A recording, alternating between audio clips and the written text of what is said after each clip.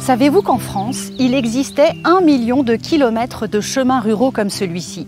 Il mesurait environ 8 mètres de large, de sorte que 2 attelages pouvaient s'y croiser et permettaient d'accéder à tous les petits champs qui structuraient la campagne. Ils ont progressivement été effacés de nos paysages avec le développement de la mécanique ou annexés par des riverains. Ces 40 dernières années, au moins 250 000 kilomètres de ces chemins ruraux ont disparu.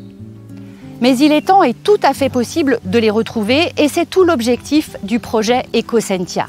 Réhabiliter nos chemins ruraux pour recréer un maillage fin du territoire au bénéfice des habitants et de la biodiversité.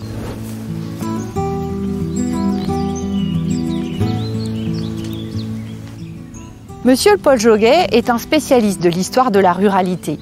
Alors expliquez-nous quel rôle jouaient ces chemins ruraux.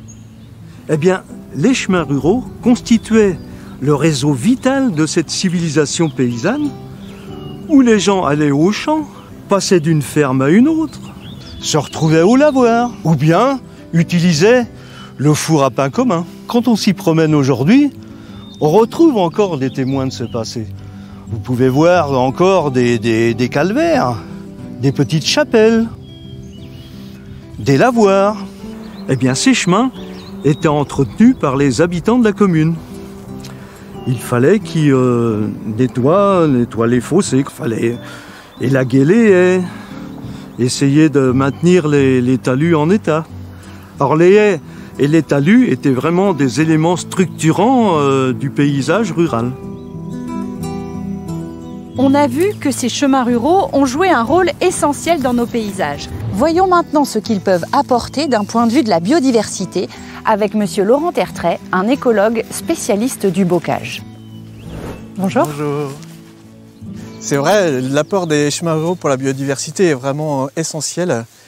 Ils jouent un rôle de corridor écologique, c'est-à-dire un réseau continu en fait, d'habitat dans lequel tous les organismes vivants, petits et grands, vont pouvoir se reproduire, se protéger, se nourrir. Donc ces réseaux ils permettent de connecter donc, les différents habitats ensemble et donc on retrouve une biodiversité bien plus riche et bien plus diversifiée le long de ces réseaux. Du coup, de reconstituer en fait, les chemins ruraux permettrait de retrouver une trame verte beaucoup plus efficace. Merci Laurent. La première étape pour retrouver ces chemins ruraux passe par un inventaire sur le terrain.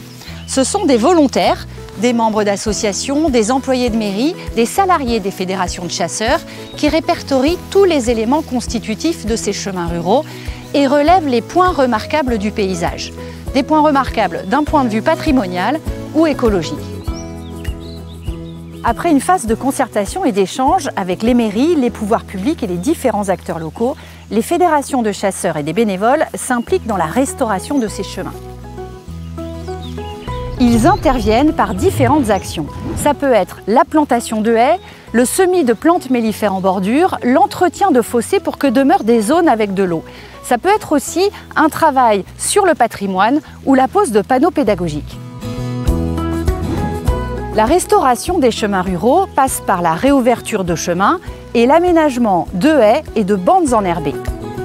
La haie est essentielle dans le paysage. En plus de tenir un rôle d'épuration des polluants et de permettre à l'eau de pénétrer efficacement le sous-sol, c'est un point où se concentre un maximum de biodiversité.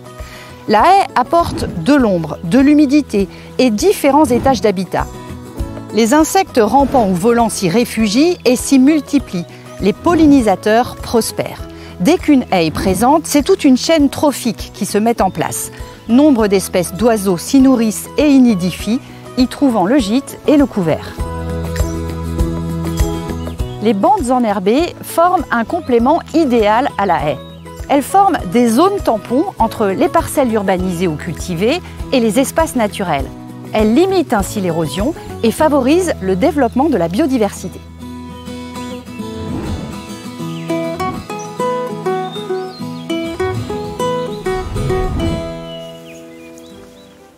Et puis, ces chemins ont aussi un rôle social. ils participent au maillage du territoire. Ils relient des communautés de communes entre elles, devenant parfois des voies cyclables. Ils accueillent des promeneurs, des familles. Ils sont répertoriés par les fédérations de randonnée ou d'équitation. Bref, ils permettent un tourisme vert.